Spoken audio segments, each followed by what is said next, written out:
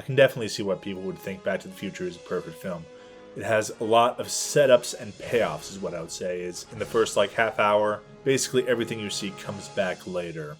Like the dialogue when Biff and the dad are adults comes back almost exactly when Biff and the dad are teenagers. And everything in the film is basically like that.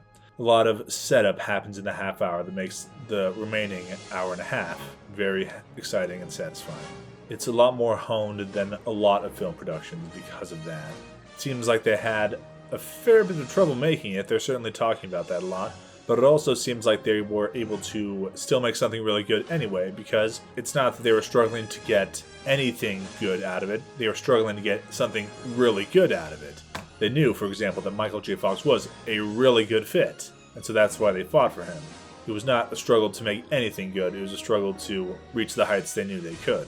And conversely, the things that were really good about it from the beginning, like the script, people knew it was good from the beginning. The people they shared it with knew it was good from the beginning. And it was just a question of, can we realize the good we have? And I guess that's a good takeaway, have good stuff from the beginning.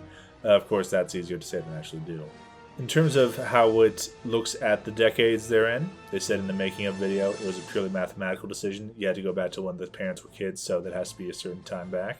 And also, as they said, the 50s are when the idea of being a teenager really started, and where teenagers were given more money and more power and seen as more valuable. So that's another good reason to have them in the 50s. And I personally would also say it's also just a very tropey time. It's a time with tropes that people are familiar with. You know, kids at the diner or at the soda shop. There's a visual language of what the time looked like that it's more possible for filmmakers to get into. And in so much as the 50s were a time when teenagers started emerging properly, the 80s are also a time when teenagers were being given this kind of attention, but even more so. So you could say the film as a whole is a reflection on being a teenager. Marty in the 1980s is a cool teenager, even if she's not seen that way by the adults or by the bullies. And that gives him the social capital so that when he goes back to the 50s, he can navigate amongst all these different groups and take us through that image of what being a teenager is like in that time, and compare it to him, who was a teenager in his own time.